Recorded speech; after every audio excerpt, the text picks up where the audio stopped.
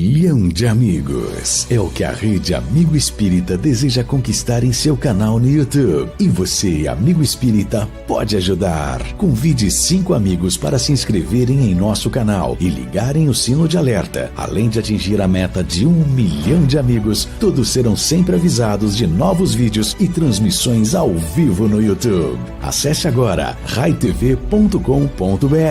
Rede Amigo Espírita, divulgando, instruindo e unificando.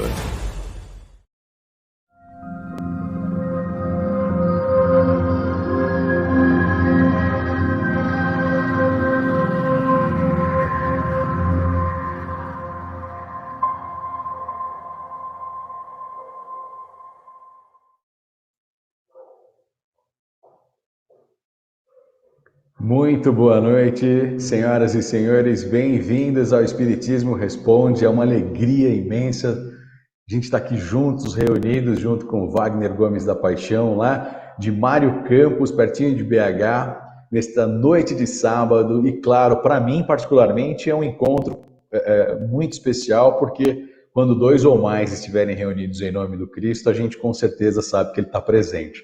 Então, Wagner, boa noite. Boa noite, nós queremos saudar os nossos amigos, companheiros de doutrina, de estudo, que possamos nos conduzirem nesta mais esta oportunidade com a bênção de Deus. Um abraço fraterno para todos. Assim seja. E muita gente aqui chegando do Rio de Janeiro, pessoal aqui aguardando já desde as 5h45, da 15 para as 6 da tarde, Navegantes, Santa Catarina, enfim. Pessoal de Limeira também aqui presente, do estado de São Paulo. E a gente agradece de coração as perguntas, né, que as pessoas estão nos enviando através do e-mail espiritismoresponde@gmail.com e também através do chat aqui ao vivo no programa. Então fique à vontade para tirar suas dúvidas e a gente tem toda a possibilidade de responder, não só neste sábado, mas aquelas perguntas que porventura não forem respondidas, nós, com toda certeza, levaremos para o próximo programa. Tanto é que nós temos aqui já a pergunta da Cátia Maria Guimarães, que na semana passada não foi respondida. Ela fala o seguinte: Wagner, como devemos estudar? Qual a ordem? Kardec, as básicas e depois? Olha, as opiniões sobre estudar são diversas. Se você está interessado em conhecer realmente a doutrina, tem que começar pelas obras da codificação. Mas tem muita gente que entra pela chaminé, pela janela, pela fresta, porque entra... Eu conheço pessoas que entraram com romancinhos água com açúcar, né? Que conheceram aquilo que é espiritualismo, né? Não é nem espiritismo mesmo. Começou pelo espiritualismo, achou lindo, porque o livro fala que é espírita, mas falta-lhe conteúdo doutrinário, por causa de uma ideia reencarnacionista, por causa de uma questão de influência espiritual, acha que é espírita. Mas o conjunto de princípios que torna uma obra espírita, ele vai ser encontrado na obra da codificação. E a gente vai entendê-los ao longo do tempo. Então, assim, não tem um critério. Se a pessoa realmente está habituada a leituras, a estudos, e ela quer, por exemplo, focar o que é o espiritismo, não existe espiritismo sem as obras da codificação. A pessoa pode ler a obra de Chico Xavier, pode ler a obra do Olivone Pereira, vai ser espiritualismo, porque faltou alicerce, né? A base, aquela base que forma o conceito, que dá nome às coisas. Se a gente não souber o abecedário espírita com Kardec, qualquer coisa a gente aceita. Então, vem um besterol, vem um louco, vem um lunático, vem um sensacionalista e a gente acha que ele é espiritismo. Então, o critério é o abecedário ou a estrutura básica de conhecimento do universo que está com Allan Kardec. Então, para se conhecer a doutrina espírita é codificação. Agora, as pessoas muitas vezes não estão com esse ânimo. Elas são, assim, simpatizantes, dão um alô, né, dá uma piscadinha para o espiritismo. Então vai lá, pega um romancinho, pega um livro de mensagem de consolo E com o tempo ela vai sendo trabalhada para entender o que é a seriedade dessa nova ciência da regeneração. Com certeza. Temos aqui a pergunta da Cleusa Maria. Amigo Wagner, poderia nos dizer o que Paulo de Tarso queria dizer com essas palavras? Sempre tem um espírito, aliás, perdão, sempre tem um espinho na carne. Nós todos temos. O Paulo lidava dentro daquela beleza de transformação, quando ele se converteu ao cristianismo, ele vai sentir o quanto que o condicionamento do passado o ameaça o tempo inteiro. Então, ele vai depois dizer que carrega aqueles tesouros do evangelho em vasos de barro, que se quebram à toa. Ele vai mostrar essa imagem. Ele vai se confessar muitas vezes. Isso é um arrobo de humildade dele, de reconhecimento da luta que é você transcender-se. Porque sair da retaguarda, dos condicionamentos instaurados, para um novo padrão, que com Jesus é amor puro e caridoso, realmente é muito desafiador. Então, o espinho na carne é o retrato, que ele chama de mensageiro de Satanás. O que é o Satanás? É a ilusão, é o engano, é a vontade contrária à vontade de Deus, que é o personalismo. Então, ele vai dizer sobre isso. Ele vai significar que ele lutava muito contra ele próprio, para que o Cristo pudesse falar. Então, é necessário que ele diminua e que o Cristo cresça, como definiu João Batista, né? João 3:30, se não me engano, ou 33. É necessário que ele cresça e que eu diminua. O Paulo fez esse processo, mas isso custa suor e lágrima, viu, gente? Grandes vultos do Espiritismo, como o próprio Chico, mostraram isso para nós. Tem um outro texto de Paulo que o Chico falava que gostava muito e que a gente lembra até porque é irmão desse. O Chico dizia assim, dos textos do Evangelho, e especialmente de Paulo, eu sempre reflito naquele que diz assim, Deus corrige o que ama e açoita aquele que recebe por filho. Então, assim, adentrar o universo cristão, gente, é estilhaçar o ego. E a gente nota que pouquíssimas pessoas se animam a isso, né? Até mesmo porque o papel de vítima é um mecanismo do ego, né? Então, se a gente tiver o entendimento... Quando não é a corrigenda... exatamente. Mas quando não é uma corrigenda, o entendimento de uma corrigenda repleta de amor, a gente aceita e entende. Porque a gente faz uma análise muito profunda sobre tudo que está acontecendo e como Deus é extremamente amoroso. Cabe até uma pensadinha aí, porque você trouxe um lado. Então, por exemplo, nós vemos os masoquistas que se justificam na chorumela, né? Chora por tudo, reclama de tudo, tudo é difícil, tudo é impossível. E você vai encontrar a antítese, que é o sádico, nesse terreno, que é aquele que grita, que rosna e que impõe, que subjuga. Então, são os dois extremos. Maravilha.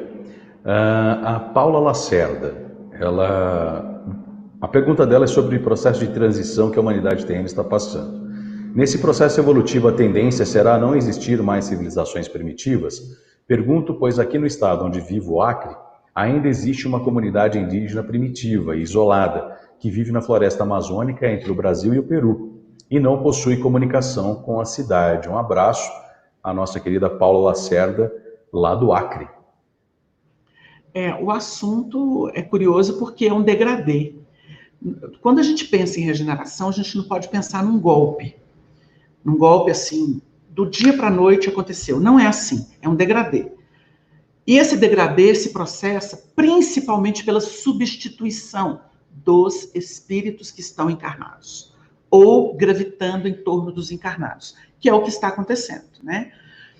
Para a gente ter uma ideia, por exemplo, um movimento desse reajustador ou expiatório, né? Como, por exemplo, da pandemia. O que acontece? Muitas coisas são acertadas num período como este. Nós já tivemos outras pandemias, né, que são lembradas aí historicamente. A gente sempre teve esses períodos.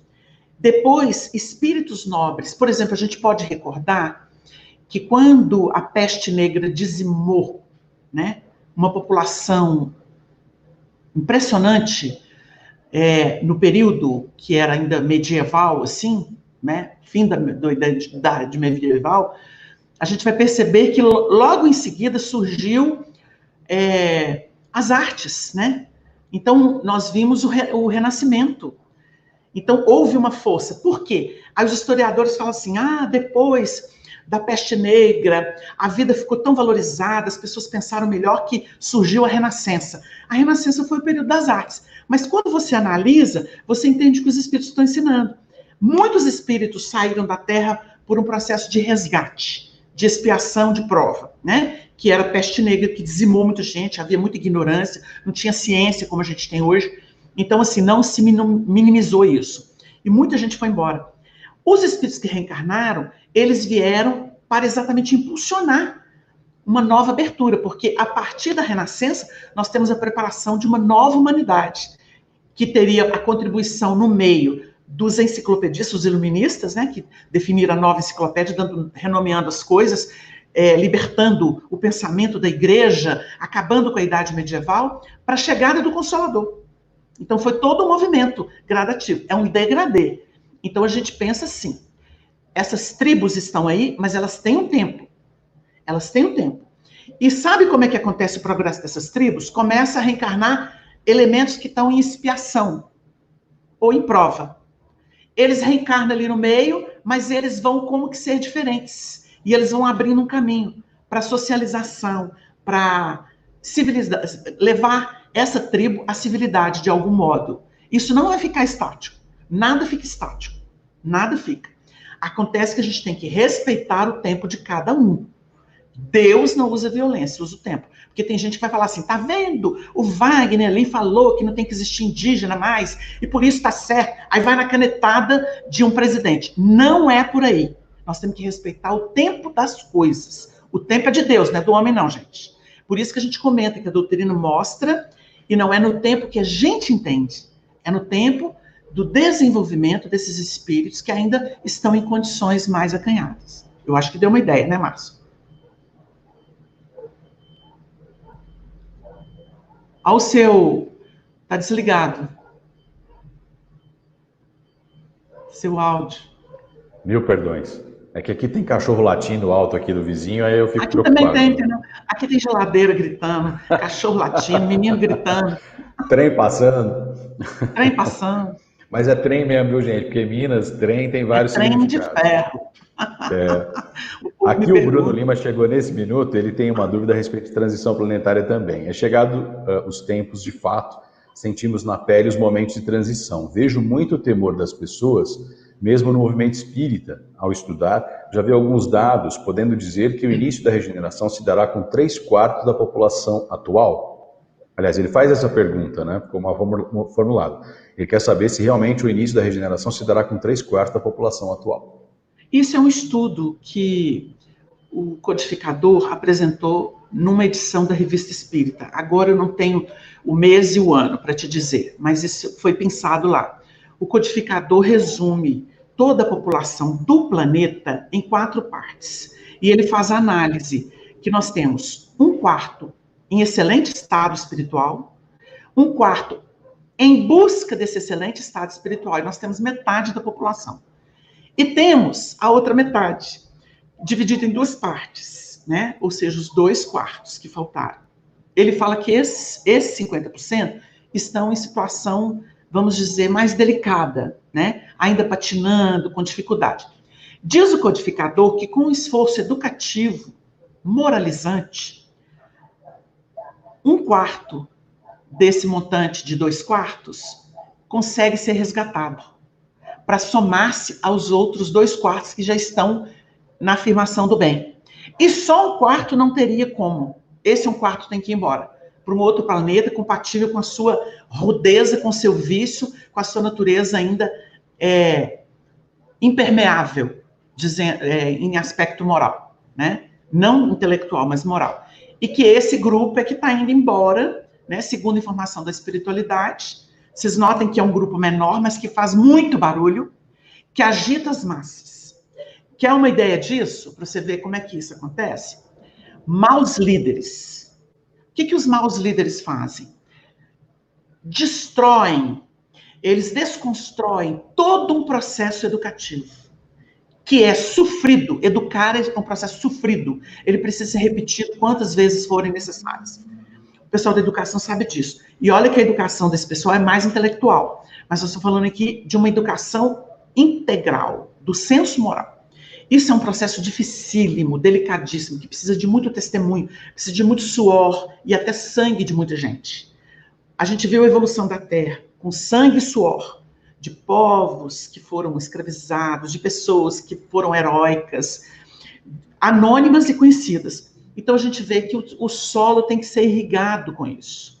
E é preciso que a gente compreenda que é um processo lento e gradativo, de impregnação vibratória. Quando Jesus veio à Terra e foi tratado como foi, que todos conhecem a história dele, aquilo foi um episódio de impregnação vibratória. Jesus veio impregnar o planeta do amor que o planeta não conhecia. E ele dividiu as eras do planeta. Em seguida, vêm os trabalhadores, dando-se em holocausto, da mesma forma. E é isso que a gente está entendendo, é isso que a gente entende por educação. Então, o codificador está considerando exatamente que 1/4 da nossa população, diz André Luiz, numa sugestão através de Chico Xavier, que nós temos em torno de 24 bilhões de almas no planeta, né? Então, vocês entendem que 1/4 disso vai embora. Entendeu? Excelente. Aqui o nosso querido Fernando Sanches, ele está até colocando, antes de mais nada, pedindo desculpas, essas dúvidas dele são tanto quanto básicas. Querido Fernando, mas você pode ter certeza que aqui... básico. Exatamente. Aqui a gente não faz nenhum tipo de distinção, qualquer tipo de dúvida, o intuito é responder a todos, tá bom? E ele faz a primeira pergunta, ele está voltando lá no Antigo Testamento. Ele fala, primeiro, vamos por partes, né? Moisés defendeu realmente o assassinato de inúmeros povos, conforme descrito na Bíblia? Pois, sendo o missionário de Jesus, acho um pouco estranha essa atitude. Seria essa a única forma de realizar a sua missão? Todo texto tem um contexto. E a gente não pode perder o contexto, porque você analisar Moisés, depois de, vamos dizer aí, 3.000 anos, talvez, né? Porque segundo, existem registros de que foi mais ou menos, né? 1.400, 1.600 anos antes de Jesus. E aí? Né? Nós não temos como realmente afirmar essa cronologia. Se você pensar naquele período, abstraindo do povo egípcio no qual ele foi formado, né? Porque muita gente, principalmente os protestantes, eles pegam Moisés, eles pegam os vultos, os profetas, como se eles fossem perfeitos, né? Eram grandes emissários, mas esquecem do contexto. Por exemplo, Moisés, ele era um grande iniciado. Onde que ele se iniciou? Iniciou-se na sabedoria do povo egípcio. Quando ele se potencializa para ser um grande líder, ele recebeu essa herança dos conhecimentos iniciáticos dos egípcios. Olha, os registros são impressionantes. Para um espírito, na condição de Moisés, perceber que ele podia reunir médiuns, ele tinha 72 anciãos, que eram sábios, que funcionavam, os seus canais funcionavam até por um exercício de entrega à espiritualidade, extremamente intuitivos. Ele escreve o Gênesis com o auxílio desses 72 anciãos, que conheciam as tradições, né? Conheciam a lei, as tradições, e se abriam para o infinito. E eles recebiam aquela orientação espiritual. Porque nós nunca ficamos sem mediunidade. A mediunidade não foi inventada pelo espiritismo. Ela nasce com o ser humano. A Eva, quando conversa com a serpente, é uma aula de mediunidade. Ela captou dos espíritos que rastejavam na matéria. A serpente, ela tem um símbolo no Evangelho. E é a serpente que vai tentar Jesus. Vocês entenderam? No simbolismo dela, que é o que está contra, que é o materialismo, que é o personalismo, que é o interesse pessoal. Então é isso, ela tem vários símbolos para a gente poder trazer uma luz aqui. Então, você analise um espírito numa época bárbara, bárbara, porque nós temos que entender que se hoje a gente tem o barbarismo do Brasil, com traficantes se matando, com pessoas roubando, com políticos de colarinho branco financiando crimes, tráfico e etc. Você tem isso nas instâncias do país. Você tem os bandidos institucionais e os bandidos livres. Então você vê que um manda no outro, né? Cada um com seu poder. Tem gente que tem poder de caneta na lei, tem gente que tem poder de influência nas instituições, tem gente que comanda Estado, tem gente que comanda cidade. E assim vão as negociações. Ou seja, você tem um país todo endemicamente corrupto. Porque a população brasileira, ela tem uma tendência a se corromper. Exceção feita, diga-se, aos honestos trabalhadores que lutam. Porque, assim, nós estamos vivendo um período que é meio diferenciado, porque muito espírito inferior, que não reencarnava há muito tempo, tomou corpo. E aí se miscuiu nas boas famílias, nas más famílias, o alheio, o solto na vida, como rico, como pobre, como bonito, como feio, como com sexo dito normal ou não normal. Então nós temos esse povo todo por aí. A bagunça está feita porque é transição. Transição não tem lei, mistura tudo. Não tem isso é isso, isso é isso. Mas, historicamente, o povo é honesto. O povão é honesto. É trabalhador, paga suas contas. Pesquisa já mostrou isso, né? Eu me recordo que uma das pesquisas que mais bombou na época, tem muito tempo que isso acabou, mas eu me lembro que eu sou publicitário, então eu entendo do assunto. Mas, por exemplo, uma pesquisa que foi feita na época em que o Silvio Santos tinha carnezinho do baú da felicidade. A pesquisa foi feita em cima, porque ele dominou como que todos os pobres tinham carnezinho do baú. O número de inadimplentes era mínimo do mínimo, porque o povo pagava regularmente em dia. Para a gente ter uma ideia. Fora outras pesquisas que existiram. Então, vocês notem que o povo é honesto. Só que nós temos uma elite viciada. Com todo respeito. Nós temos elementos da elite que é viciada. Viciada em corte, viciada em escravidão, viciada em privilégio. Eu não estou falando mentira, eu não estou dando aula de nada. Nós estamos diagnosticando. Mas o que é esse problema? São os falidos que vieram da Europa que reencarnaram aqui. Então, esse vício pelo dinheiro, pelo poder, pela sexualidade exacerbada que usa todo mundo e joga todo mundo fora, a irresponsabilidade moral, ela é própria dos espíritos viciados que reencarnaram aqui. Porque historicamente foi revelado para a gente. Então você vê que vamos dizer assim, essa violência que nós temos no país ou no mundo em algumas áreas, ela difere da outra? Sim, porque hoje nós evoluímos em leis, em fiscalização, embora as instituições ainda se vendam.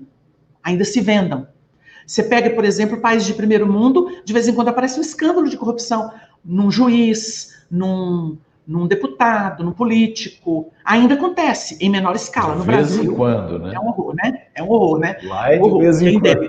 É por isso. Então, pensar em Moisés, naquele tempo bárbaro, ele realmente não interpretou a lei que ele recebeu, não matar. Por isso que Jesus veio para interpretar. Jesus suportou tudo sem revidar nada. Nada. Porque Jesus falou assim, eu não vim derrogar a lei, eu vim aplicar. Não vim derrogar. E aí você entende por que Moisés foi um grande arauto dentro de um contexto complicado. E que ele realmente deixou muita gente morrer ou mandou matar. Ele limpou, porque os 40 anos no deserto foi o período da formação da nova mentalidade, que seria herança do povo hebreu para as 12 tribos em que se dividiu. É por aí. A segunda questão dele é como os apóstolos conseguiram descrever passagens de Jesus quando nenhum deles estava por perto, como quando ele vai orar no Horto das Oliveiras a sós ou no diálogo com Pilatos quando levado por Caifás. Olha, essa é muito boa, né? Eu não tenho, pessoalmente, a presunção de responder, mas traremos alguns dados. Eu acabei de falar que Moisés reuniu os 72 anciãos para poder conceber o processo da criação da terra. Fala do mundo, né? Fala da criação. Mas, na verdade, a criação é no plano relativo. Era o ponto de vista da Terra. Quem que assistia esses anciãos? Os espíritos que coordenam esse movimento. Quando você pensa que Moisés teve acesso a coisas que até hoje não foram derrubadas, elas, ao contrário, na medida em que a ciência avança e são confirmadas, por exemplo, Allan Kardec estudou os 6 dias da criação e o 7º que Deus descansa, na simbologia da criação. Kardec definiu cada período geológico. Um dia, aí você vê no Evangelho, um Pedro explicando assim, para Deus, um dia são 1000 anos, e 1000 anos é um dia. Você entendeu? Ele cria uma referência. Então, você começa a ter chaves para poder interpretar. Então, se Moisés percebeu isso, vocês imaginam, na relatividade dele, que era um profeta respeitável, um espírito de escola, tanto que ele vai aparecer para Jesus no Tabor, junto com Elias, né? Vocês notem que Jesus é o governador do planeta. Então, vocês imaginem como que era a assistência espiritual para que Jesus deixasse essa marca que ele deixou no planeta. Então, ele tinha todas as cortes espirituais, os anjos, a serviço dele. E o que a gente percebe? Os discípulos, quando escreveram isso, eles estavam assistidos. Como é que é o processo que o Paulo descreve sobre as anotações que ele faz? Ele consulta, ele pediu Lucas para poder entrevistar Maria, para falar da genealogia do nascimento de Jesus, não é?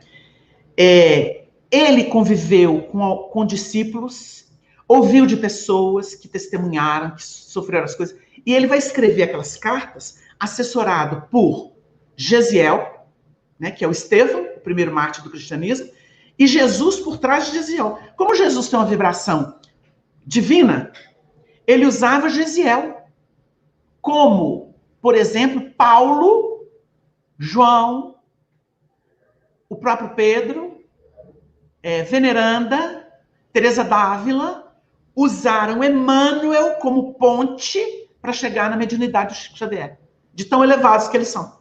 Vocês entenderam? Tem sempre um mediador. Então, o que acontece? Eles têm uma assistência. Fora o aspecto de que Jesus era amigo. Ele contava.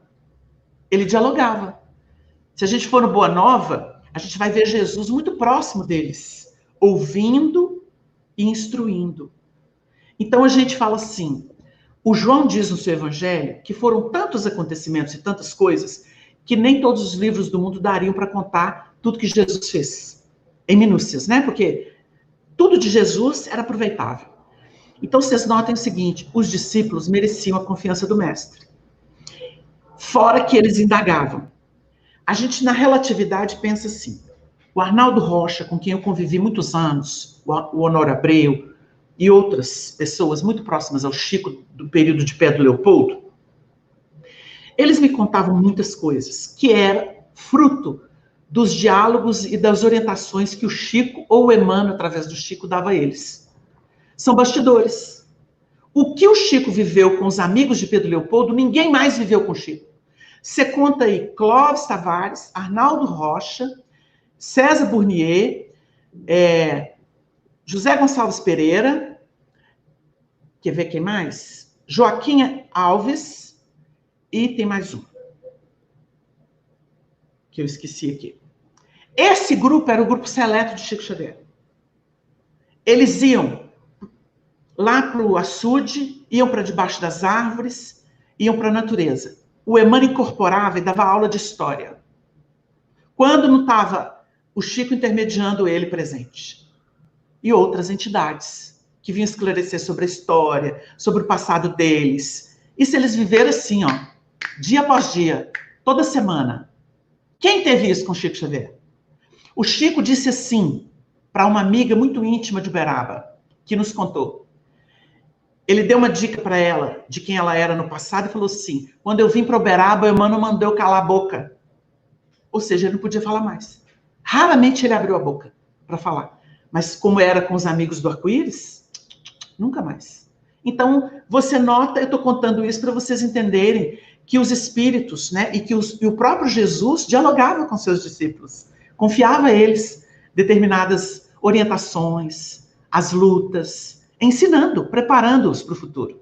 Então, a gente entende que o evangelho não é mentira, é algo que veio de algum modo. Eu só não posso especificar como, mas eu abri um leque para a gente poder entender. Em outras oportunidades de outras explanações suas, você fala muito que o Arnaldo Rocha ele tinha aquele olhar clínico, né, para distinguir os malandros que se aproximavam do Chico. Ah, tinha olho de águia. Interessante. Então, é interessante porque a postura do Chico, ela nos educa de certa forma, porque aí é o meu ponto de vista. Todas as nossas ações são para Deus. Então, se alguém se aproxima com o intuito de tirar vantagem, está enganando a si mesmo. Então, assim, é lindo a postura do Chico diante de tamanha sujeira, né? Vaidades e tudo mais. Márcio, você trouxe uma coisa espetacular. Porque é o seguinte, por que o Arnaldo tinha faro para carniça? Na linguagem do Chico. Com todo respeito, com o Espírito falou isso com o Chico. O Arnaldo tem faro para carniça, pode confiar nele. O Espírito falou com o Chico comentou rindo para o Arnaldo. Aí o Arnaldo nos contou e falou assim, meu filho, o Espírito falou que eu tenho faro para carniça. Ou seja, por ter sido danado, negador do Cristo, general em muitas vidas, matando muita gente, passou muita gente pelo fio da espada, ele falou, meu filho, ele contou episódios que falou assim, meu filho, você não imagina a carnificina. Eu não presto não, meu filho. Ele falava assim com a gente. Você vê o Arnaldo no mundo, educando-se com Meimei e com Chico e com a espiritualidade, porque ele respeitava o Emmanuel, ele chamava ele de senador, nem falava Emmanuel, o senador disse isso para mim. Então, chamava ele de senador. E você vê o Chico, que é a pessoa que ama e que está no caminho da angelitude. Então, o anjo espera o tempo das pessoas e não violenta. O Arnaldo cheira e fala assim, não presta, canalha. Aí o Chico, não, meu filho, calma, é o fulano, ele tem isso de bom. Daí a pouco dava porcaria. Aí o Chico só falava assim, que pena, né, meu filho? É interessante porque uma vez, fazendo uma palestra aqui numa casa espírita, eu falei justamente do encontro de Emmanuel com Jesus no livro Há 2000 Anos. E é interessante porque esses espíritos maravilhosos, no caso, crísticos, como o próprio Jesus, ele já olhava por aquele senador e já vislumbrava todas as possibilidades que surgiriam logo à frente. É isso que é espírito evoluído. Exatamente. Ele vê a trajetória dele. É a capacidade de compreensão, que ele está olhando para uma criança espiritual, que está ainda engatinhando no processo. Mas vê o que ele tem de firme. Exatamente. Exatamente. Isso o Chico se a gente começar... Desculpa, pode falar, Wagner. O Chico foi marcado. Isso, depoimento do próprio Chico e do Arnaldo que assistiu. Porque o Chico viveu na época de Semíramis, do livro que o Camilo Chaves escreveu.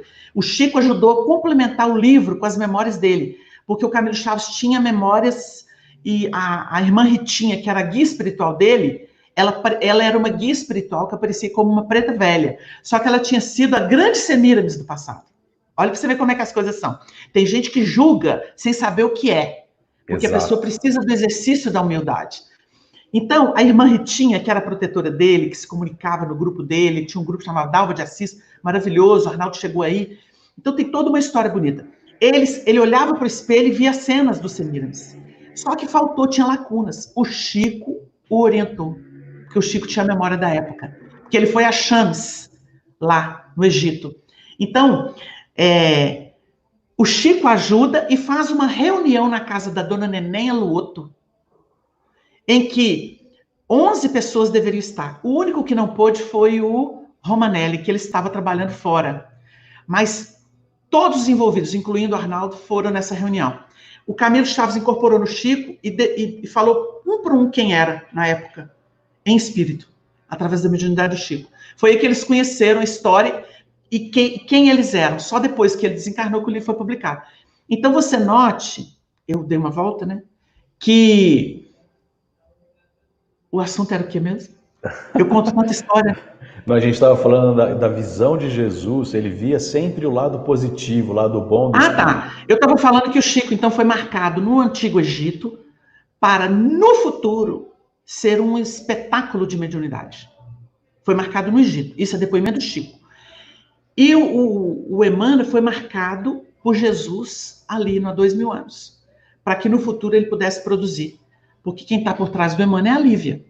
Exato. A esposa amada. E o que é bonito é que isso acontece conosco, porque à medida que a gente vai lendo o livro, a gente vai percebendo que depois daquele encontro, o Emmanuel, ele fica em pensamento, refletindo sobre tudo, mas aquela carapaça do ego impede ele de fazer a boa escolha. Né? Quer dizer, então é um livro, gente, para quem não leu, leia, ou então aproveite, porque na internet tem o livro em áudio, é o audiobook, com grandes vozes da dublagem brasileira, que é uma maravilha. Mas para a gente completar aqui, senão são muitas as perguntas. A segunda parte da Regina, lá de Santos, da Cláudia Regina de Santos, São Paulo, ela fala o seguinte: assistindo sua live sobre reencarnação, fiquei pensando que se estamos vivendo uma encarnação no momento boa, tranquila, honesta, etc., podemos concluir que estamos acertando? Bom, vamos analisar o que ela quis dizer. Se você tiver conquistas e que, por exemplo, mesmo que venham as dificuldades, você consegue se manter equilibrada, confiante, significa que você tem valores. Agora, tem reencarnação que ela funciona como entre aspas, um refresco, um descanso. Depois de muitas lutas. Não significa que você evoluiu, significa que você está se recompondo, se preparando para novos desafios de aprimoramento, de depuração, essas coisas assim. Então, é o seguinte, a grande conquista do ser se dá quando ele se domina.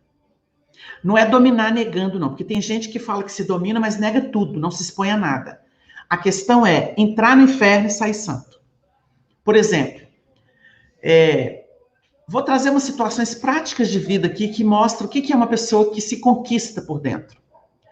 Por exemplo, ela ama alguém e ela realmente é leal a essa pessoa. Ela não trai essa pessoa, por mais que ela tenha vontade. Ela não trai essa pessoa, ela não troca essa pessoa por ninguém. Isso é ela ter domínio sobre ela. Porque se ela se vende, se dá, joga charme, faz, acontece, ela é leviana. Ela não tem lealdade. Ela não é honesta. Você entendeu?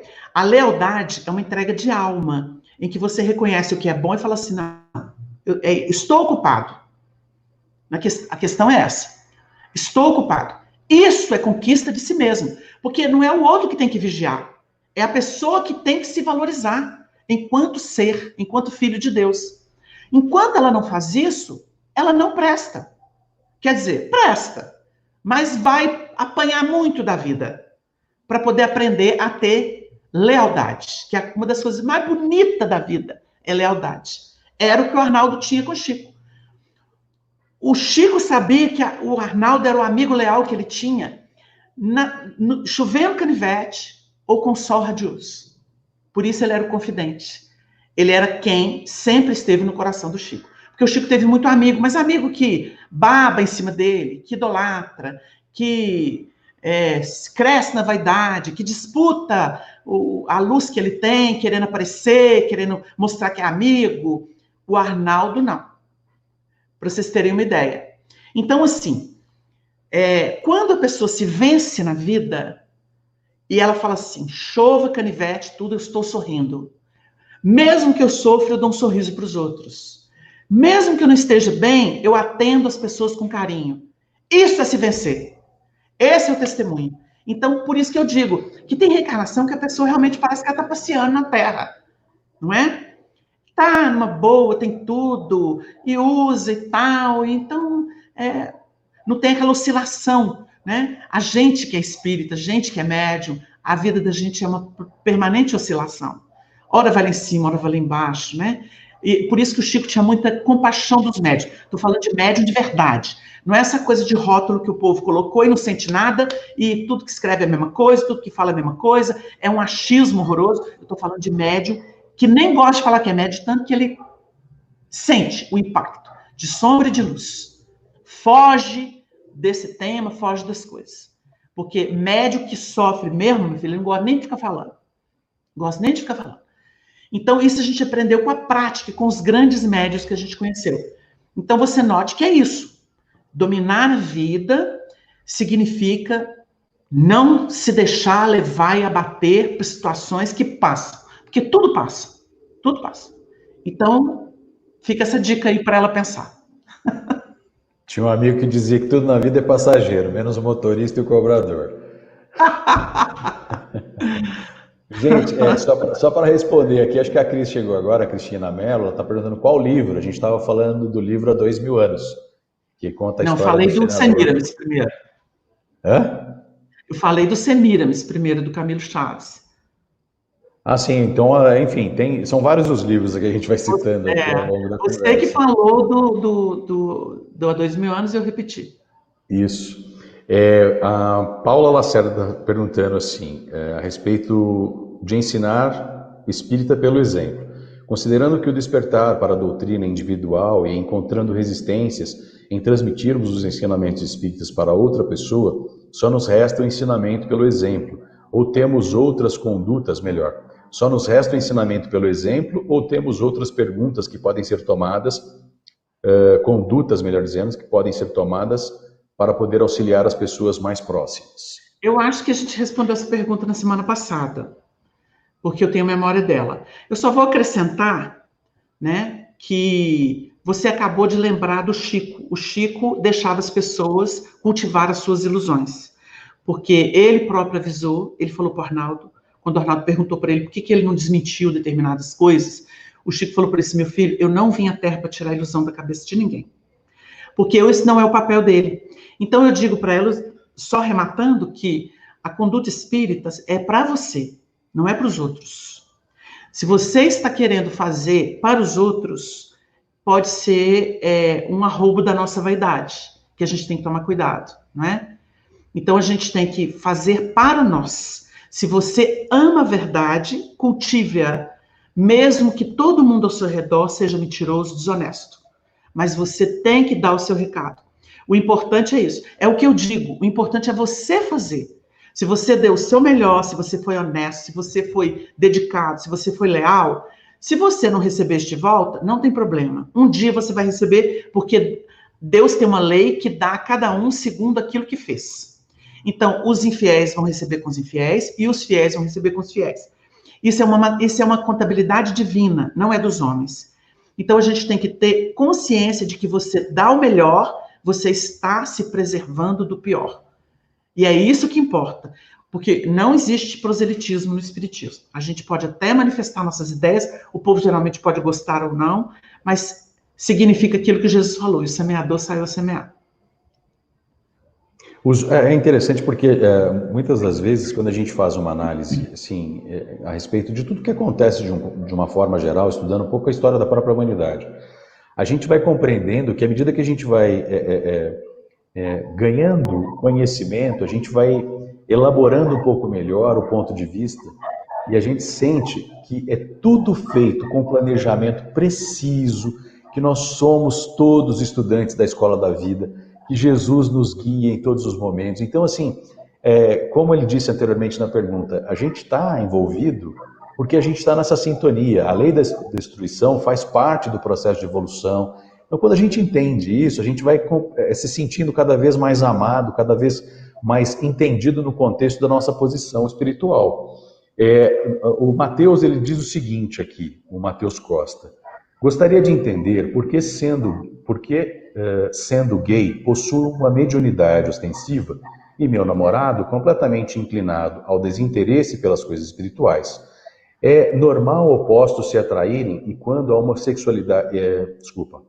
É normal opostos se atraírem e quanto à homossexualidade na visão espírita? Por que tanta promiscuidade e infidelidade nesse meio? Nossa, quanta coisa, hein? Olha, o fato dele ser homossexual não implica mediunidade. Não implica. Uma coisa, outra coisa, outra coisa. Coincidiu, né? Coincidiu, sim, a natureza dele ser homossexual e ele ter mediunidade. E eu conheço muita gente que é espírita e que é casado, seja hétero ou homossexual, e é casado com pessoas que nem sempre compartilham os seus ideais, o seu amor, por exemplo, à espiritualidade. Então, assim, não está atrelado, não está atrelado. Essa questão de atrair pessoas tão diferentes, eu diria que não é que a gente atrai o oposto, a gente atrai, a vida traz para perto da gente aquilo que significa resgate do passado ou aprendizado, fomentando estados de crescimento. A lei, ela aproxima, tem uma coisa que a gente estuda doutrinariamente, que é necessidade e circunstância. Se você tem a necessidade, a circunstância se faz. Você não sabe como, mas a circunstância traz aquilo para você. Por exemplo, você está num momento terrível, de repente a televisão dá um recado para você. Aí você fala assim, ué, eu sempre assisti esse programa, nunca teve um recado que eu entendesse que fosse para mim, eu senti que foi para mim. Foi, porque Deus ajuda o homem através do homem. Então, assim, há uma atração magnética nas relações. Existem relações que elas vêm do passado e elas, por mais que você tenha amor por essa pessoa, não significa que vai ser fácil. Porque muitas vezes você traz marcas, a pessoa também traz marcas. Existem, por exemplo, mágoas de passado que não foram apagadas. Um vê o outro, começa a ter problema. Tem gente que se casa, esse é um estudo muito interessante, né, do Emmanuel, no livro Vida e Sexo, em que ele diz assim, existe um que se chama no namoro de doce encantamento, quando uma alma atrai a outra. Uma fica louca pela outra, até que eles começam a ficar juntos. E esse doce encantamento, que é uma atração magnética muito forte, ele vai durar algum tempo. Aí vamos supor que essas pessoas se resolvem se casar. E elas se casam, vão morar juntas, vão constituir vida juntas e tal. Quando elas assumem essa responsabilidade no lar, numa relação estável, abre-se alguma coisa do psiquismo delas de problemas vividos no passado. Então aquilo começa a desaguar. Aí então uma vira para outra e fala assim, engraçado, o casamento é uma maldição. Isso é muito comum de se ouvir. Tudo é muito bom até o casamento, depois do casamento azeda. Não, não é isso.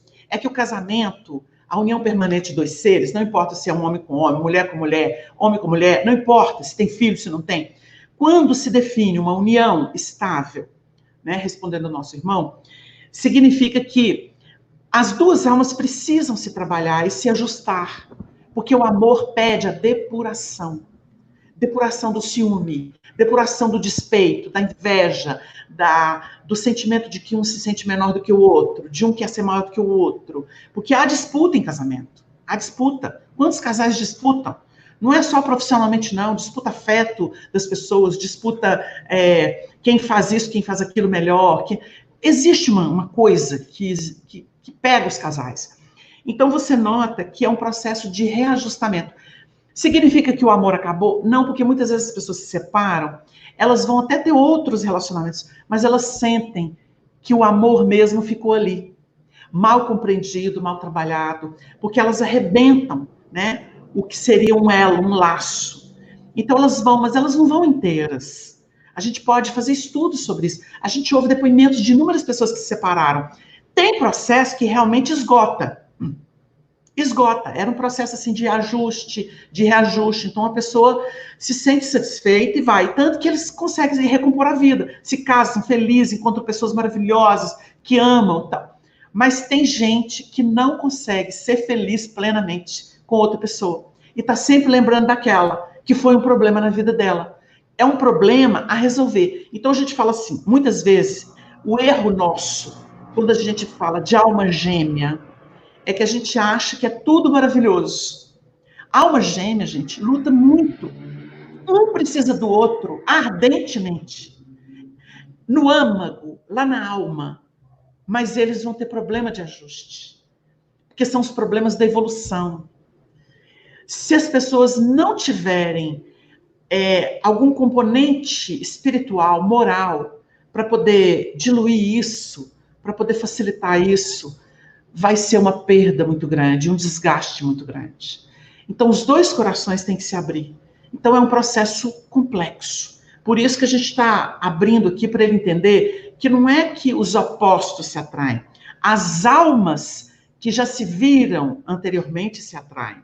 Ou que têm natureza parecida, porque tem as almas afins, não é? A gente vai encontrar isso aí. Esse assunto é muito complexo para reduzi-lo assim como ele fez aí. Eu estou tentando abrir para ele poder entender. Mas é preciso dissociar. A mediunidade é uma coisa. A pessoa, às vezes, tem os dramas dela, tem as dúvidas dela. Não é que ela seja avessa à espiritualidade. Às vezes ela não está pronta. Ela está lutando com ela mesma, em muitas questões pessoais. E não cabe ainda uma abertura espiritual, assim, né? Mas o tempo vai trabalhando. Nível de consciência, né? O tempo vai trabalhando. E tem a questão também que a gente percebe que a gente sempre traz para o lado humano, né? Mas se os olhos realmente se voltarem para a questão de espíritos que somos, o entendimento ele vem com uma facilidade muito grande. A gente começa a compreender certas coisas com o olhar de espírito que somos, porque o corpo ele precisa do órgão sexual justamente para a reprodução. Agora, nós somos criaturas divinas. Não, estou dizendo assim. Para troca de energia, de afeto, porque faz bem para as células, para as glândulas, para a mente, para a alma. Não é só esse papo de reprodução, não. Não. Isso aí é reducionismo. Não, preconceito da Igreja Católica medieval. Calma, Wagner. Eu estou dizendo o seguinte, que o ponto de vista, é lógico que tem todo um contexto, eu estou simplificando, porque a gente tem que analisar com os olhos do espírito que somos. Somos criaturas divinas. Mas isso não é fácil, Márcio. Não, eu sei, é por isso que a gente está aqui. Isso não é da cátedra que se ensina, a pessoa tem que começar a se sentir. Isso é um processo longo, chama-se espiritualidade. Quando a gente começa fica parecendo ensino religioso, e não é. Mas quando a gente começa a perceber, você entende que você recebeu de Deus um presente magnífico, que é um veículo que te dá N possibilidades, porque a sensação, os sentimentos começam a depurar o habitante daquele corpo. Então não tem essa visão realmente mesquinha de macho e fêmea, de Deus criou homem e mulher. Não, Deus criou espíritos. Criou, macho e fêmea é essência. Exatamente. É polaridade, positiva e opositiva. Isso precisa ser compreendido. Porque o homem colocou isso no órgão, mas não é o órgão. Exatamente. Exatamente. Aqui... Nesse tema, muita gente patina, pouca gente compreendeu o que a espiritualidade trouxe para a gente. Com certeza. Por isso que é interessante a gente falar justamente abertamente no programa, porque fica aquela coisa muito reduzida à questão da sexualidade, né? E é o preconceito humano. Exato, mas assim, a grandeza dessa maravilha, dessa potencialidade. O Chico fala no Pinga Fogo, na TV Tupi a respeito, assim, quando você percebe uma figura como Chico transmitindo esse conhecimento de uma forma tão sutil, tão sublime, é de um encantamento, porque a gente tem realmente a possibilidade de compreender o que vai além da nossa capacidade de visão, porque é uma questão de sensação espiritual. É por isso que eu entrei nesse mérito. Essa sublimidade é a resultante de processos que começam na ganga do instinto passional, físico. Se não começar no físico, não chega no sublime. Sim. Porque todo mundo começou pela primitividade. Não podemos esquecer disso. Exatamente. Nós estamos no processo de depuração, mas ele não se dá por decreto, viu? Não, com certeza, nada, por nada. A gente só chegou nesse ponto porque tomou lambada, né? Por isso que a gente tem que compreender muitos dramas da humanidade, principalmente nós espíritas. É por isso que eu voltei naquela questão que Jesus e os espíritos evoluídos, eles olham com aquele olhar sublime, porque eles percebem em cada um de nós as potencialidades. É lógico que os defeitos a gente vai ter que corrigir ao longo do caminho e a gente tem a oportunidade porque o amor de Deus é justamente para isso. Tem uma pessoa perguntando aí sobre um livro para estudar a sexualidade. Olha, na verdade, os livros de referência que eu conheço sobre sexualidade é Sexo e Destino, do André Luiz, e Vida e Sexo, de Emmanuel. Se a gente entrar nas entrelinhas, você vai ver coisas maravilhosas. O André Sartori pergunta assim: nossa casa estava sem mediúnica desde março, então começamos novamente. Pensamos que com a pandemia os trabalhos seriam mais produtivos para a espiritualidade, mas nossos médios notaram que os trabalhos estavam muito aquém do habitual. Será que a espiritualidade acredita que uma mediúnica neste momento não é necessário? E devemos deixar que o vírus faça, entre aspas, seu trabalho espiritual sem nossa interferência? Devemos ou não continuar? Qual a sua opinião para esse momento? Alguma informação da espiritualidade? Observação: estamos usando todas as normas de segurança, distanciamento e máscaras. Olha, eu vou contar aqui o caso que o Chico falou. Quando o Chico recebeu em Uberaba aquele médium que já desencarnou, que pintava quadros, ele era da família daquela grande romancista que deixou de ser espírita. Esqueci o sobrenome deles aqui. Você sabe quem era que recebia Toulouse-Lautrec, parece que era o mentor dele, e pintava, fez muito sucesso. Você sabe aí, Márcia, lembra? Você fala da Gasparetto? Gasparetto? O Gasparetto. Quando o Gasparetto foi fazer uma pintura mediúnica em Uberaba para o Chico, numa sessão lá no Grupo da Prece, se não me engano, que foi no Grupo da Prece, o Chico conversou francês com Toulouse-Lautrec. Foi um espetáculo, porque realmente ele tinha uma mediunidade exuberante naquela época, né? Aí eu lembro daquela senhora que conhecia muito arte, Elce do Bugras, que sempre deu assistência a ele, acompanhou, explicava os processos, os autores, né, das telas, porque ela entendia profundamente de arte. E o Chico, numa conversa com ele, que foi registrada, está em livro isso, o Chico disse assim: nossa, eu imagino que, conversando com o médium, né, eu imagino que você tem que treinar todo dia. Ele falou assim, sim, todo dia. Aí fala dos materiais que os pintores queriam, que são caros e tal. Aí ele virou e falou assim: meu filho, porque se eu deixo de psicografar um dia, quando eu retomo, parece que eu tenho que começar tudo de novo.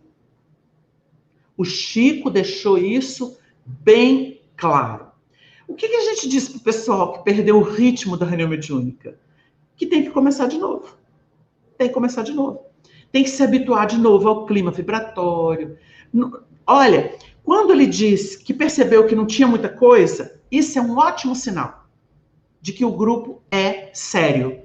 Porque se o grupo não fosse sério e fosse muito na base de fantasia, de personismo, né?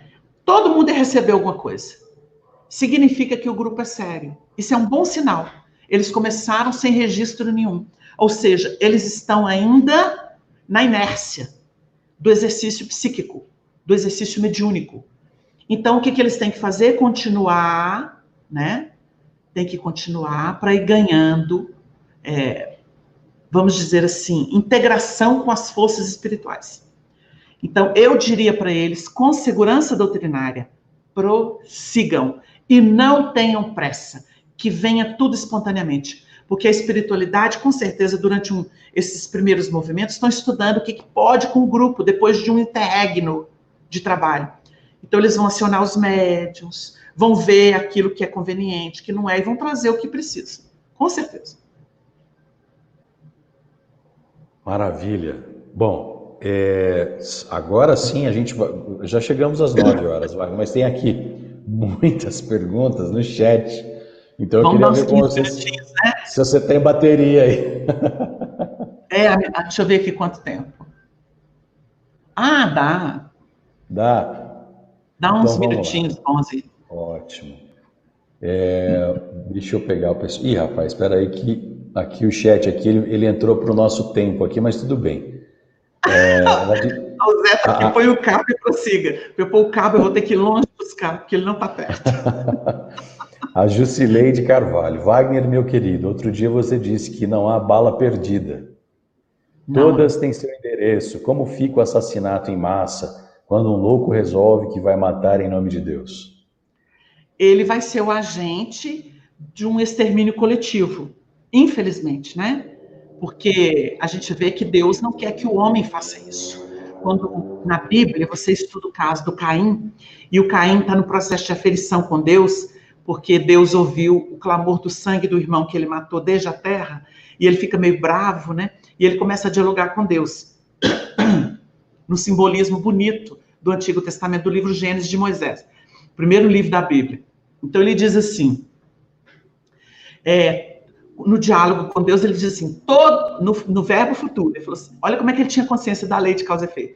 Todo aquele que me achar, me matará. E Deus disse, todo aquele que matar a Caim, 7 vezes será castigado. Entenderam? 7 vezes será castigado. Aí, em seguida, o texto diz assim, e pôs o Senhor Deus um sinal em Caim, para que todo aquele que o achasse como criminoso não matasse. Ele reencarna com um problema. Ele traz o delito no corpo dele. Vocês entenderam? Então, ali naquela providência, nós notamos que Deus não dá a missão de assassino para ninguém. A pessoa, pelo livre-arbítrio, ela se torna instrumento de escândalo. Porque o nosso mundo é um mundo ainda de muito perturbados, né? Tem espíritos muito perturbados aqui, encarnados e desencarnados. Então, o que eles fazem? Eles vão tentar compensar a sua infelicidade, a sua frustração, naquilo que a gente chama de mal. Então, por exemplo, ele tem mau humor, ele vai dar pancada. Se ele odeia as pessoas ou algum tema, ele vai combater aquilo. É assim que nascem os preconceitos, esses guetos de extermínio, essas coisas todas. Então, é por aí. Na verdade, é uma pobreza do espírito, uma revolta íntima, uma insatisfação dele, e ele vai tentar compensar isso de alguma forma. Na psicanálise, a gente estuda isso como pulsão da morte, ou de morte, que seria o fio terra da pessoa, né? Por exemplo, tem gente que não mata, tem vontade de pegar uma arma e matar. Como é que ele sublima isso? Ele adora ver filme de extermínio. Como ele não pode matar as pessoas, ele adora ver filme de guerra, de assassinato e tal. Então ele sublima ali. Não é uma forma boa? É. Tem gente que não pode ser masoquista ou sádico com alguém. Então ele vai ver um filme pornográfico de sadomasoquismo. Então ele não pode fazer aquilo com a esposa, com o parceiro ou com a parceira, ele vai ver sadomasoquismo. É assim que a gente vê que a humanidade se sublima. Então não é... Você entendeu a questão? A bala ou o extermínio acontece, um matador que mata muitas pessoas, por exemplo, numa escola dos Estados Unidos, ele está atingindo espíritos que, mesmo crianças, devem à lei. Ele não pode atingir quem não deve. Tanto que, às vezes, ele não mata todo mundo, escapa alguém. A pessoa, por exemplo, passou pela prova do susto, mas ela não desencarnou. É a mesma coisa de encher um avião de gente e o avião cair. Teve um que não pôde ir. A gente viu outro dia o depoimento de um aí. Ele foi para o avião, não tinha documento, não deixaram ele entrar de jeito nenhum. O avião caiu, ele ficou. Não era para ele morrer. E assim sucessivamente. Por isso que bala perdida tem endereço. Senão Deus cairia do trono. A Ângela Israel de Melo Rezende de Souza mandou uma mensagem aqui para gente. Ela diz que é médium, iniciou em 1993 com a psicofonia e a psicografia, mas desde que começou a trabalhar nas atividades de cura, efeitos físicos, começou a ter um sangramento no nariz durante o preparo para a reunião mediúnica de passe. Esse sangramento cessa no dia da reunião, mas por vezes ocorre de forma intensa a ponto de pingar no chão. Fui a profissionais que não identificaram nada. Em uma oportunidade que acompanhei um grupo para uma visita fraterna a uma pessoa em tratamento de câncer, onde apenas levamos uma palavra de esperança, também tive o sangramento na manhã do referido dia. Gostaria da sua ajuda para tentar entender essa questão. Então, vamos tentar, né? A gente não tem autoridade médica, mas a gente poderia dizer alguma coisa em termos espirituais. Porque isso parece que chama epistaxe, né? Quando sangra o nariz. Quando eu era criança, eu tinha isso. O processo de doação ectoplásmica, o processo de cura, ele mexe muito com o organismo do médium. Se ele tem, vamos dizer assim, emanação ectoplásmica abundante. Porque tem médium que tem um magnetismozinho, libera uma energiazinha, mas tá tudo bem. É o passista comum. O passista comum, ele libera energia. Todos nós liberamos ectoplasma se precisar. Tem uma cota. Agora, tem gente que tem uma especificidade mediúnica, que é o médium de efeito físico. A mediunidade de cura é uma mediunidade de efeitos físicos. Muita gente não sabe disso. Porque ele tem que ter fluidos abundantes, ectoplasma disponível para poder curar, para poder ajudar a pessoa a se recompor. Na verdade, quem cura é a pessoa que aceita o auxílio e se recompõe, né? É mais ou menos o que a medicação homeopática faz. Se a pessoa assimila, está pronta para aquele medicamento, se ela tem uma simplicidade no processo dela, ela assimila aquele princípio, né, ativo quebrado pelas sucções homeopáticas, e ele adentra a energia vital dela e recompõe ali aquela força que está deficitária. É mais ou menos isso. Por isso que Jesus fala assim, a tua fé te curou, a tua fé te salvou. É nesse sentido. A pessoa tem que estar pronta. Ela tem que se permitir essa cura. A cura não é o outro que faz, a pessoa que se permite. Quando ela está pronta, ela recebe o auxílio. Todo médium é auxiliar no processo da cura. O médium não é curador. Ele tem uma propriedade que funciona com princípios curativos. Mas a cura se dá pelo auto-perdão, pela autoaceitação. A pessoa tem que entender isso. Pela fé vibrante da pessoa. Então ela se cura. Ela tem que querer. Ela tem que abrir-se a isso. Então ela está preparada para receber um auxílio. Então ela recebe aquilo que está lhe faltando. Que vem através de um medianeiro, ou da espiritualidade, ou do meio ambiente, né? Tem gente que fala que curou num banho de mar. Tem gente que fala que curou ali nas termas, aí onde você está, Márcio, né? No sul de Minas. Tem gente que se cura porque tomou uma fruta, uma coisa assim. Mas ela tem que estar pronta para o processo. Porque se ela não está, ela não se cura, né? Então, a gente diria para esse elemento que com certeza está havendo algum movimento no corpo dele e ele deve ter esse órgão de choque para drenar alguma coisa. Às vezes uma pressão em algumas artérias, e aí extravasa isso, né? Então, isso tem a ver com a tarefa dele, porque ele mesmo observou isso. Deve ser a movimentação fluídica. Se não agravar, tá bom. Agora, se agravar, ele precisa dar uma paradinha, reduzir um pouco, para reequilibrar isso, porque já fez exame físico, não é físico, mas com certeza é um efeito espiritual, talvez uma sobrepressão às veias, artérias, né?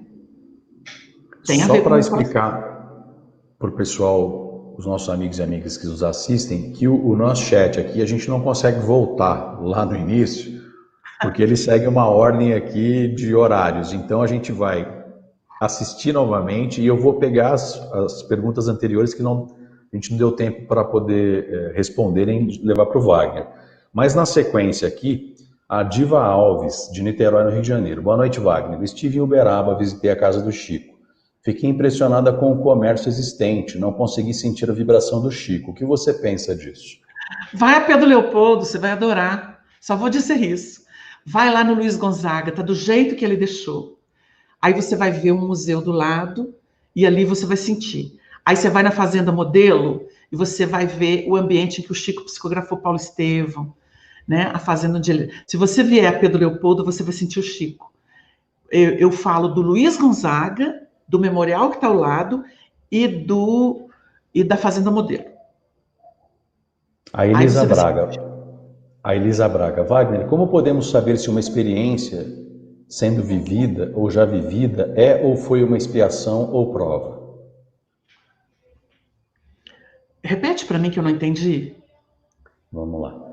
Ela quer saber se uma experiência sendo vivida ou já vivida é ou foi uma expiação ou prova?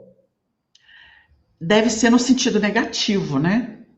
Uhum. Porque eu vou falar uma coisa aqui, genericamente ela vai entender. Olha, vamos considerar que a vida é um disco de vinil.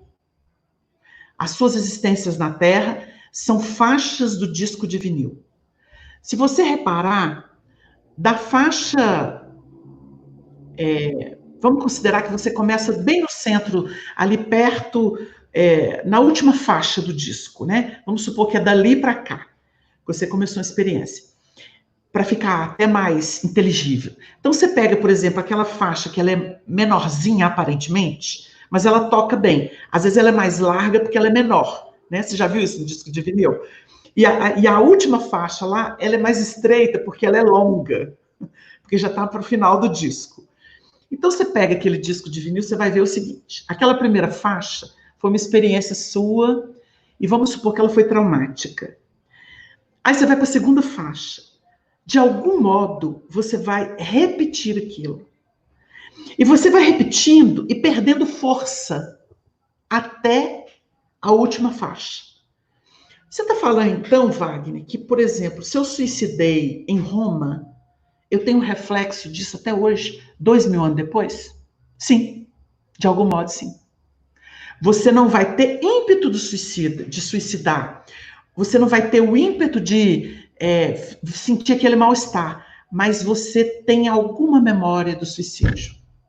Ela apagou como registro vibratório pesado, mas você ficou com a marca. Eu não sei se eu consegui te responder, mas não tem um jeito mais eficiente de te dizer como que se processa isso. Nós tivemos aqui, inclusive postos há anos atrás, já desencarnado, um médico neurologista, que era o Antônio Carlos Costardi.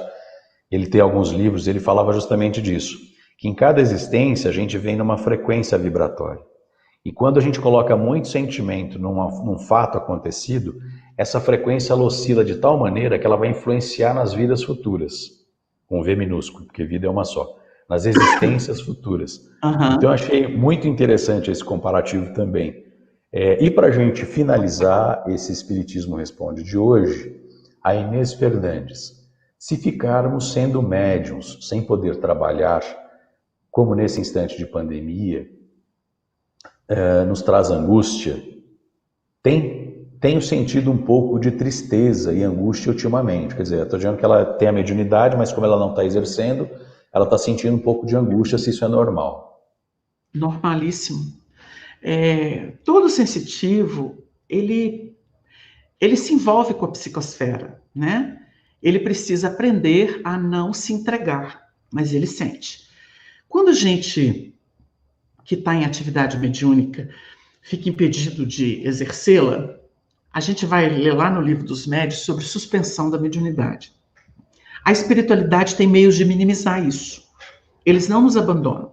O fato de a epidemia ou a pandemia ter impedido que a gente frequente o centro, tem reuniões mediúnicas, muita gente não está podendo ter há muito tempo, né? Isso não tira do médium sua prerrogativa. Eles podem ter ações para minimizar a sua sensibilidade e utilizá-lo durante o desdobramento do sono. A pessoa pode não lembrar, mas eles podem utilizá-la se ela realmente continua trabalhando, vamos dizer, seu relativo equilíbrio, né? Se ela procura ser uma pessoa natural, eu não estou falando aqui de fórmulas externas. Nós estamos descobrindo que não é o exterior. O exterior é o processo imposto de fora para dentro para te educar. Mas quando você começa a amar, ter consciência, você não preocupa mais. Não é a carne que você comeu, não é uma taça de alguma coisa que você bebeu que te invalida. O que te invalida é o seu desajuste emocional, na crítica, na acidez, na revolta, na inconformação, na maldade deliberada, na crítica, né, nesses processos dolorosos aí de orgulho e egoísmo. Isso é que macula o trabalhador. É isso que macula. Não é o que entra pela boca, é o que sai, é o veneno que a gente produz. É ele que invalida o trabalhador. Então as pessoas ficam muito preocupadas em andar branquinhas, arejadinhas, limpinhas, mas por dentro é uma podridão só. É o sepulcro caiado. Então, assim, se você exercita a sua fraternidade, você procura ter paciência, você procura se superar cada vez mais, você está num processo de capacitação. Os espíritos vão te usar, não é só através do sono, não, em circunstâncias as mais inesperadas. Às vezes você está prestando serviço para um animalzinho, vibrando para o mundo, amor, né? Então, assim, é interessante. Até o Japão está aí presente. Arigatô. Então, é por aí. Quanto mais a gente for humano, no sentido melhor do termo, mais preparado a gente está para servir, não importa em que circunstância. Porque, gente, não é só ir para o centro receber espírito, não, sabia? Não é. Talvez essa seja a parte mais fluida e fácil. Os bastidores são mais desafiadores. você dar conta de você com os outros. Esse é o maior exercício mediúnico que a gente tem, né? É a prática de superação diária. A gente só pode dizer que a vida é maravilhosa, é linda, são desafios e mais desafios, oportunidade de transformação íntima, oportunidade de auxílio, de aprender a amar, e a gente está aqui amando a oportunidade de estar com o Wagner respondendo a todas essas dúvidas, essas questões que trazem realmente luz. Então a gente só tem que agradecer. Hoje a gente estendeu os 15 minutos cravados. Então, Wagner, obrigado mais uma vez. Eu que agradeço a participação desse pessoal do mundo todo, né? Estou vendo aí muita gente do mundo todo. Muito obrigada. Eu sei que na Europa vocês estão assim 4, 5 horas à frente, Portugal 4 e os outros países 5 horas. Muito obrigado pela sua atenção, pelo seu carinho. E tudo isso que a gente faz é por amor à verdade. Amor à verdade. Não se esqueçam disso. A gente não está aqui para enfeitar a cabeça de ninguém com fantasia. Nós não estamos trabalhando o nosso ego. A gente está aqui a serviço de Jesus de Kardec e do verdadeiro Chico Xavier, que nunca contou mentira ou iludiu ninguém com bobagem. É isso que a gente está trazendo. Porque o Chico deu um testemunho moral para nós. A gente não pode esquecer disso. Ele ficou enchendo a cabeça de fantasia, não. Então é preciso que a gente preste atenção nisso. Nosso programa é íntegro, doutrinariamente. E a gente agradece o carinho de vocês que compreendem isso. Obrigado, Márcio. Obrigado, Zé. Agradeço, Wagner. Agradecendo a você que enviou sua pergunta e pode continuar enviando através do e-mail espiritismoresponde@gmail.com e também através do chat durante os programas. Desejamos uma linda noite a todos, que Jesus abençoe a cada coração e que Deus realmente possa fazer parte da vida de todos com esse entendimento magnífico, porque afinal de contas essa doutrina é um presente divino para todos nós e como nós precisamos dessa doutrina que é o amor de Deus através das mãos de Kardec e do amor do Cristo por cada um de nós. Um beijo no coração e até o próximo sábado, se Deus quiser. Fiquem com Deus. Tchau, tchau.